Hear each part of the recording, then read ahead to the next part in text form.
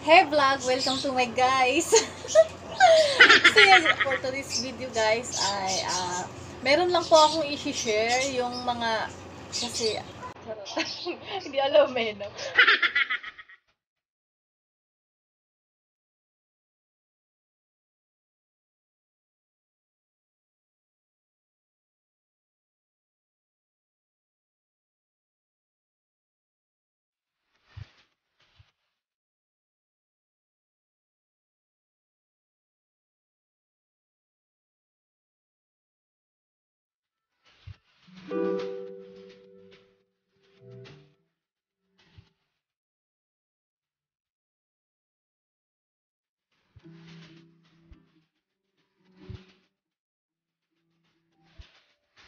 So yun guys, pagpasensyahan nyo na yung aming maingay na mga ibon.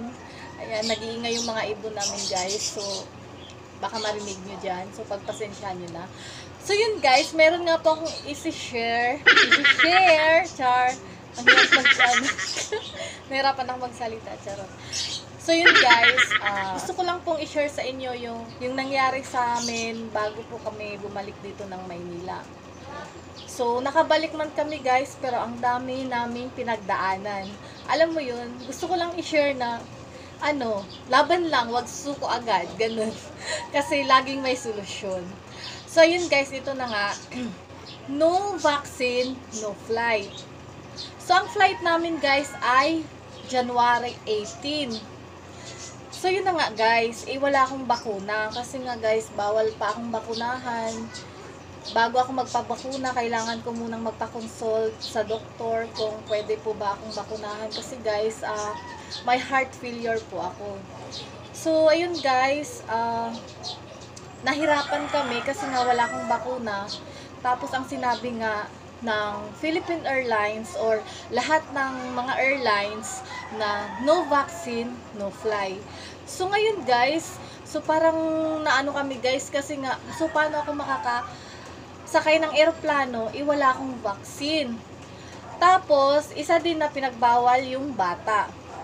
So, ang una namin kinausap guys ay yung kinuhanan namin ng ticket. So, yun na nga guys. Ang sinabi talaga ng kinuhanan namin ng ticket ay hindi po talaga ako pwedeng makasakay ng eroplano. Pero, nagbigay po siya ng payo na pumunta na lang sa airport para sure. So, ang ginawa po ng asawa ko guys ay pumunta po siya sa airport. Doon, tinanong niya po kung paano nga po yung ganyan, wala pong bakuna. I-flight na namin sa 18. So, ang nangyari guys, unang punta niya sa airport guys, wala siyang nakausap kasi sarado yung Cebu Pacific, Philippine Airlines, yung opisina nila, sarado kasi merong nagpositive. So, ang ginawa ng asawa ko, kasi nga wala talagang makakausap, kinausap niya yung guard sa airport sa Dipolog, kung sino pwedeng kausapin. Wala pa daw mga staff nung time na yun. So, ang ginawa ng asawa ko guys, naglibot-libot muna siya, hindi muna siya umuwi, baka pagbalik niya sa airport ay meron na siyang makakausap. So, ayun na nga guys, sa pangalawang beses, bumalik po siya, kasi nga, di ba guys, ang layo sa amin, 2 hours ang biyahe. So, sayang naman na walang mangyari, hindi namin alam kung ano talagang gagawin. So, inantay niya, baka daw may darating na mga staff sa eroplano. Yung sasakyan kasi namin eroplano guys ay Philippine Airlines.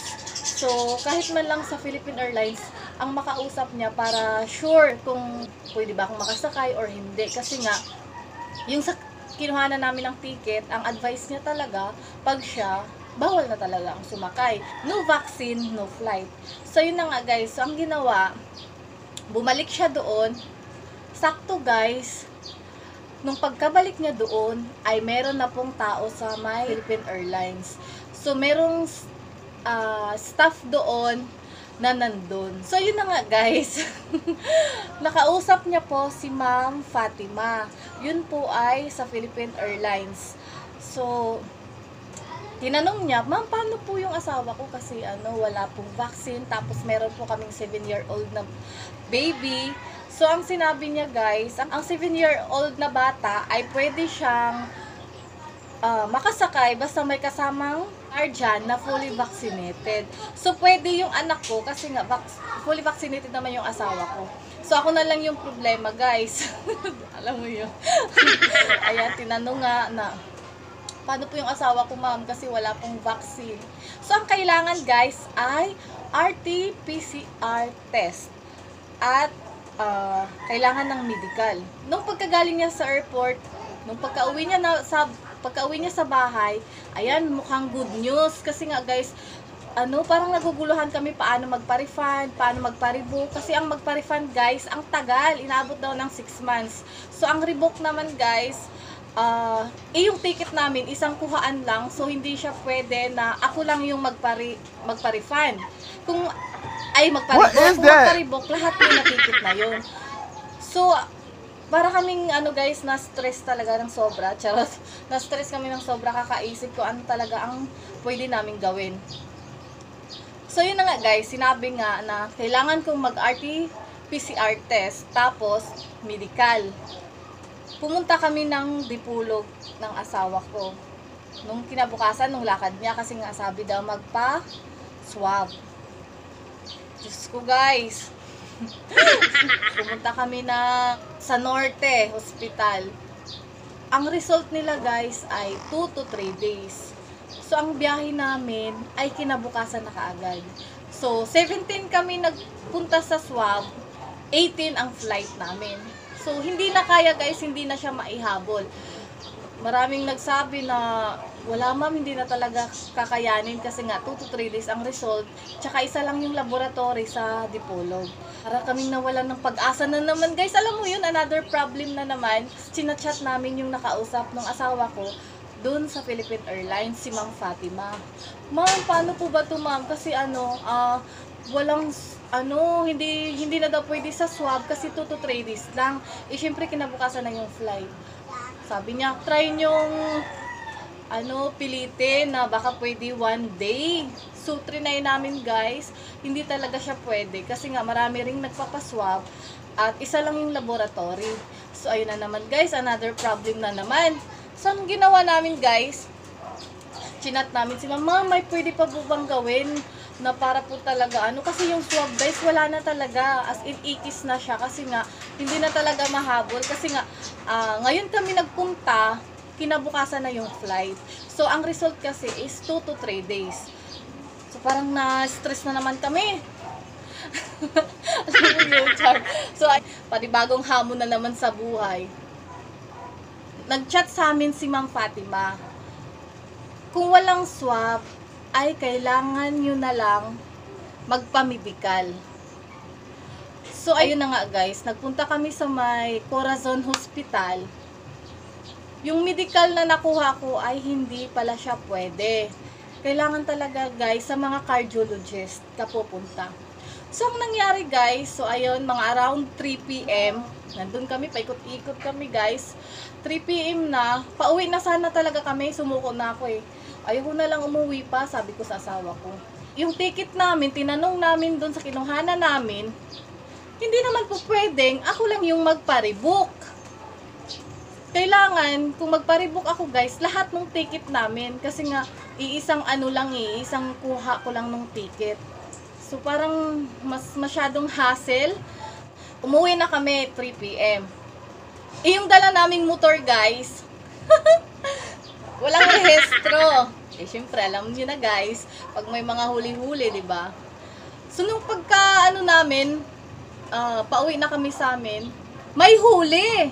So, ang nangyari ngayon, guys, bumalik na naman kami ulit sa Dipolog. Na hindi na parehistro nung may-ari, guys, tsaka hiniram lang namin yun. Yung asawa ko may lisensya, pero yung motor kasi walang rehistro. So, bumalik muna kami guys. Sabi ko sa asawa ko, pa, maghanap nga tayo dito ng pamedikalan, yung clinic talaga ng mga heart. So, cardiologist. So, yun na nga guys, paikot-ikot kami sa Dipolog para maghanap ng cardiologist na clinic. So, ang nangyari guys, yung napuntahan naming clinic ay pasara na po siya. So, may nag-refer po sa amin, yung isang staff doon sa clinic na pinuntahan po namin, ay ni-refer kami sa Vascular Heart Clinic. So, ayun, doon kami nagpunta guys. So, sakto guys, nung pagkadating namin guys, ako na lang yung tinanggap at nagsara na. So ayun guys, doon kami nakapagpa-medical. Kasi nga sinabi din ni Ma'am Fatima na kailangan yun na lang ng medical. So ayun, yun po yung ginawa namin guys, nagpa-medical kami. Yan, chinik up po ako, in-ECG, ganyan. So ayun guys, natapos siya. Natapos siya.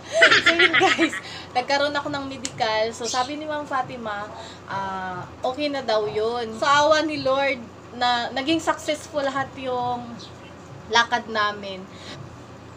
Huwag mawalan talaga ng pag-asa, magtiwala lang. Alam mo yung pagdating mo sa airport guys, yung mga nangyari nung isang araw, tapos nakarating na kayo sa airport, naka-check-in na kayo. Parang ang sarap huminga ng malalim. Alam niyo yun, nagigits niyo ba yun? Yung parang nagiging successful yung ano niyo, yung paghihirap niyo, ganyan, kung paano nga, anong gagawin. Alam mo yung nagkaroon ng solusyon talaga. So parang ang sarap lang sa pakiramdam. At gusto ko lang pong magpasalamat kay Ma'am Fatima. Ang laki ng tulong niya sa amin guys, sobra. Kasi kung wala siya, hindi talaga ako makakauwi guys. Which is, hindi pwede kasi nandito yung trabaho ko, trabaho ng asawa ko, yung pag-aaral ng anak ko. So parang naano din talaga kami guys na hindi kami makabalik kaagad. Pero believe lang talaga ako sa asawa ko guys kasi grabe siya. Grabe talaga. Kahit na, syempre nakakailang kasi nga Bisaya yung salita namin doon. Siya nagtatagalog. Kasi nga, ako lang naman Bisaya siya talaga. Yung papa niya Bisaya, pero lumaki sila sa Maynila. So, yung papa niya ang Bisaya, pero sila talaga hindi marunong mag-Bisaya.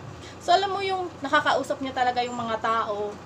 Pag nagsasalita siya, pasensya po sir ha, ma'am, kasi Tagalog po Gaganon muna siya kasi nga, minsan, parang, pag once na Bisaya kasi tayo, parang, tas nandun tayo sa lugar ng Bisaya, parang nakakahiyang mag-Tagalog, diba? So, ayun, ang galing lang niya. So, sobrang niya talaga, nakakabilib siya. Alam mo yung, huwag kang mawala ng pag-asa, magtiwala ka lang. Kasi meron siyang gagawin or meron siyang ipapadalang tao na para matulungan kayo. Na yung problema nyo ay magkaroon ng solusyon. So yun guys, sana po may natutunan kayo sa video kong to. Shinare ko lang po yung experience ko guys kung paano kami nakabalik ng Maynila na wala po akong vaccine. So yun guys, please like and share. At kung bago po kayo sa channel ko, huwag niyo pong kalimutan mag-subscribe. I-click niyo na din po yung bell para ma-update kayo sa mga videos namin. Bye! See you on my next vlog!